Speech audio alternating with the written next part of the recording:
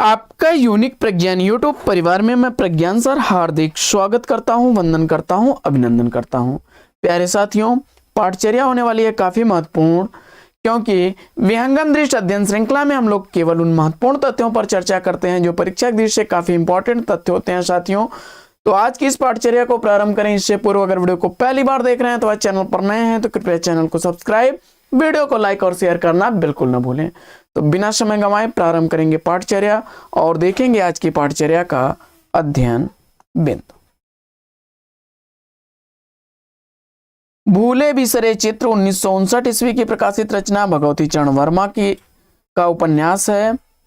और बढ़ते हैं आगे और देखते हैं कुछ जीवनी परक उपन्यासों को।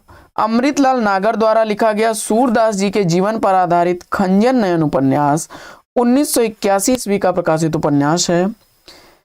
अमृतलाल नागर का ही तुलसीदास जी के जीवन पर आधारित उपन्यास मानस का हंस है, जिसका प्रकाशन वर्ष 1982 ईस्वी।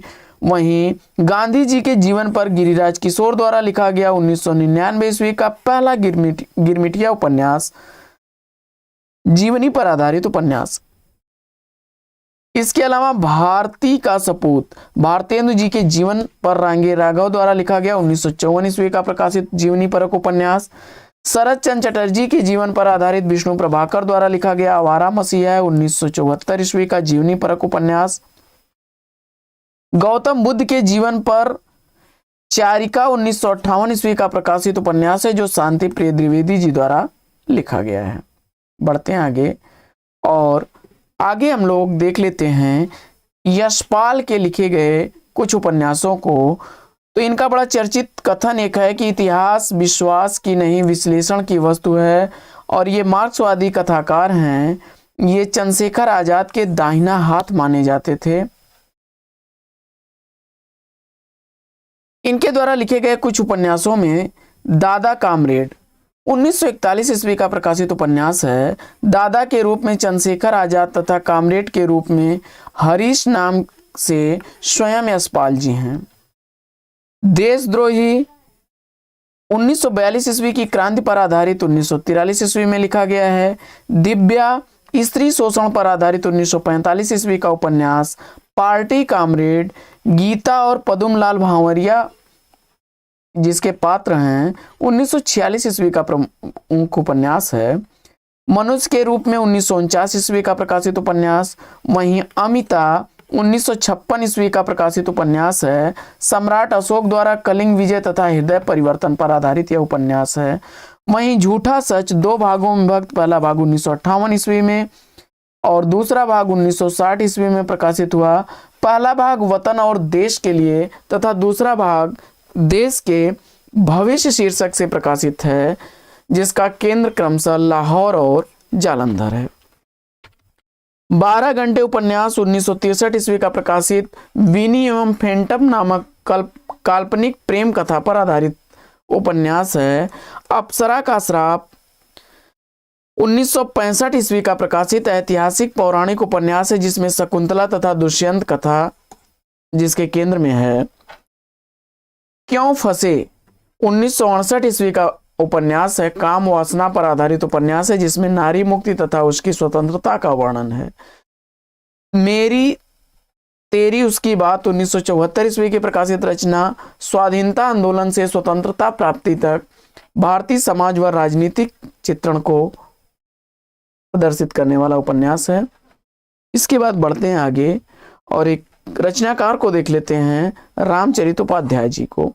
गाजीपुर उत्तर प्रदेश के 1872 ईस्वी में इनका जन्म हुआ था। इनके द्वारा लिखी गई प्रमुख रचनाओं में रामचरित चंद्रिका, रामचरित चिंतामणि, भरत भक्ति, देवदूत, सुक्ति मुक्तावली, राष्ट्र भारती, विचित्र विवाह, देव सभा, ये प्रमुख रचनाएं हैं। ब्रज सतसई, जिसमें रामचरित चिंतामणि 1920 ईस्वी, रामचरित चंद्रिका 1919 ईस्वी, भारत भक्ति 1919 ईस्वी और देवदूत 1918 ईस्वी की प्रकाशित रचना है। महावीर प्रसाद द्विवेदी के प्रोत्साहन से इन्होंने खड़ी बोली में पवन दूत नामक एक रचना की, जो 1906 ईस्वी में सरस्वती पत्रिका में प्रकाशन के लिए भेजी गई। विजय बसंत, श्रावण श्रृंगार, सुधा शतक का बरवा आदि इनकी ब्रज भाषा की काव्य रचनाएं हैं।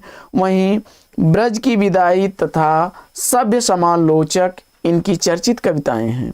रामचरित चिंतामणि प्रबंध काव्य विधा की रचना है। देवी द्रौपदी शीर्षक से इन्होंने उपन्यास भी लिखा है तथा द्विवेदी युगीन सूक्तिकार के रूप में इन्हें जाना जाता है। आगे भारत पाक विभाजन से आधारित कुछ उपन्यासों पर हम लोग कर लेते हैं चर्चा। झूठा सच उपन्यास यशपाल द्वारा लिखा गया है। तमस उपन्यास भीष्म शाहनी द्वारा लिखा गया है। आधा गांव राही मासूम रजा द्वारा लिखा गया है। जुलूस कितने चौराहे फणीश्वरनाथ रेणु द्वारा लिखा गया है।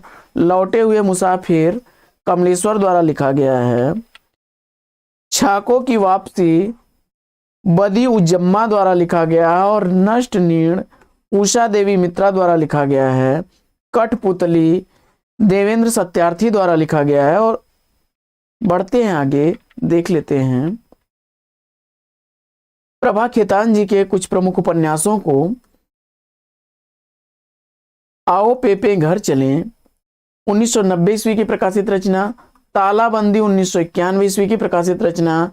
छिन्नमस्ता 1993 ईस्वी की रचना। अपने अपने चेहरे 1944 ईस्वी की प्रकाशित रचना। पीली आंधी 1946 ईस्वी की प्रकाशित रचना है।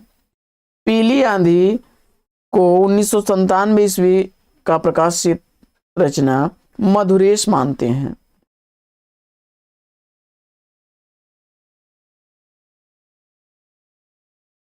नासिरा शर्मा को देख लेते हैं। नासिरा शर्मा जी के प्रमुख उपन्यासों में सात नदियां एक समुंदर, शालमली 1987 ईस्वी, सात नदियां एक समुंदर 1984 ईस्वी, ठीकरे की मंगनी 1989 ईस्वी, जिंदा मुहावरे 1993 ईस्वी, अक्षयवट 2003 ईस्वी, कुइया जान 2005 ईस्वी, जीरो रोड तथा पारिजात इनकी प्रमुख रचनाएं हैं।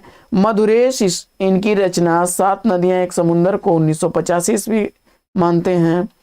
सात नदियां एक समुंदर उपन्यास में ईरान की जनता का रजा शाह पहलवी के खिलाफ विद्रोह करके तानाशाही से मुक्ति का प्रयास किया गया है। अजनबी जजीरा कागज की नाव उपन्यास भी इनके द्वारा लिखे गए अन्य चर्चित उपन्यास हैं। आगे कुछ पंक्तियों को देख लेते हैं। तो यह अभिनव मानव प्रजा सृष्टि द्वैता में लगी निरंतर ही वर्णों की करती रहे वृष्टि।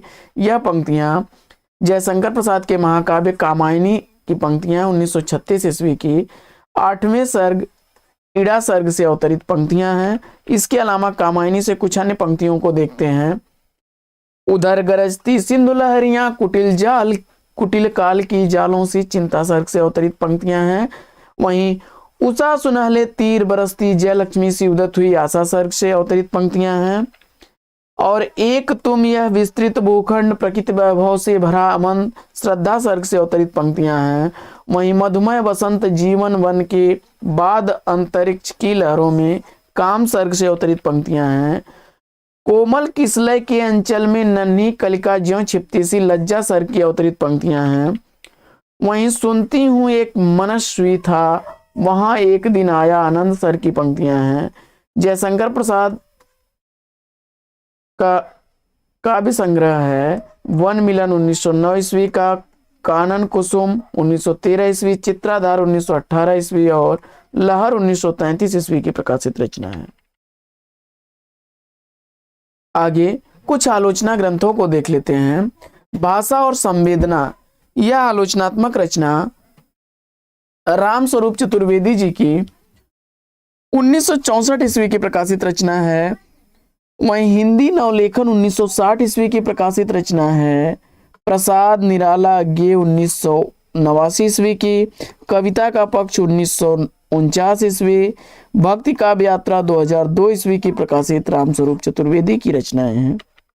इसके अलावा अन्य आलोचना ग्रंथों में जगदीश गुप्त द्वारा लिखा गया है नई कविता स्वरूप और समस्याएं, रमेश चंद्र शाह द्वारा लिखा गया है रचना के बदले, विजय देवनारायण शाही की रचना है साहित्य क्यों, अशोक वाजपेयी की आलोचनात्मक रचना है कविता के तीन दरवाजे, मैनेजर पांडे की रचना है आलोचना की सामाजिकता। धनंजय वर्मा की रचना है आस्वाद के धरातल। आगे, नूतन ब्रह्मचारी द्वारा लिखा गया उपन्यास। नूतन ब्रह्मचारी उपन्यास जो है, यह उपन्यास लिखा गया है भारतेंदु युग के रचनाकार बालकृष्ण भट्ट द्वारा। 100 अजान एक सुजान भी बालकृष्ण भट्ट की अन्य प्रमुख रचना है। इसके अलावा परीक्षा गुरु 1882 ईस्वी में लाला श्रीनिवास दास का है। श्यामा स्वप्न 1888 ईस्वी में ठाकुर जगमोहन सिंह की रचना। निसहाय हिंदू 1890 ईस्वी की राधा कृष्ण दास की रचना। ठेठ हिंदी का ठाठ 1899 ईस्वी हरिऔध की रचना। भाग्यवती 1877 ईस्वी की श्रद्धा राम फिल्लौरी की रचना है। आत्मदाह 1937 ईस्वी चतुर्सेन शास्त्री की रचना है। बुधुआ की बेटी 1928 ईस्वी पांडे बेचन शर्मा उग्र की रचना है। अंतिम निर्णय निर्मल वर्मा द्वारा लिखा गया 2000 ईस्वी का प्रकाशित है। वहीं डूबते मस्तूल 1954 ईस्वी का नरेश मेहता द्वारा लिखा गया है। आदर्श हिंदू 1914 ईस्वी की प्रकाशित रचना ब्रजनंदन सहाय की है। आगे बढ़ते हैं, कुछ संप्रदायों को देख लेते हैं। तो सखी संप्रदाय के संस्थापक स्वामी हरिदास हैं। सखी संप्रदाय को हरिदास संप्रदाय या हरिदासी संप्रदाय भी कहा जाता है। सत्यनामी संप्रदाय के संस्थापक जगजीवन दास हैं। रामावत संप्रदाय के रामानंद हैं। टट्टी संप्रदाय के हरिदास हैं। उदासी संप्रदाय के श्रीचंद हैं। राधा वल्लभ संप्रदाय के हित हरिवंश हैं। वारकरी संप्रदाय के पुंडलिक हैं। तत्व सुखी संप्रदाय के जीवाराम हैं, जबकि रसिक संप्रदाय के अग्रदास हैं। आगे, द्विवेदी युगीन काव्य की सामान्य विशेषताएं आपको बताना है। द्विवेदी युगीन काव्य की कुछ सामान्य विशेषताओं को देख लेते हैं हम लोग। तो द्विवेदी युग में राष्ट्रीय जागरण, राष्ट्रीयता की भावना, मानवतावाद, नारी के प्रति उदात्त दृष्टिकोण, नवीन मूल्यों की स्थापना, इतिवृत्त्यात्मकता, उपदेशात्मकता, प्रकृति चित्रण, आदर्श और नीति की स्थापना, गद्य एवं पद्य की भाषा खड़ी बोली हिंदी, काव्य रूपों में महाकाव्य, खंड काव्य, मुक्तक काव्यों की रचना और छंदों में कवित, सवैया, रोला, छप्पय, गीतिका, हरि गीतिका आदि प्रमुख हैं। अनुवाद और साहित्य पर जोर दिया गया इस रचना काल में।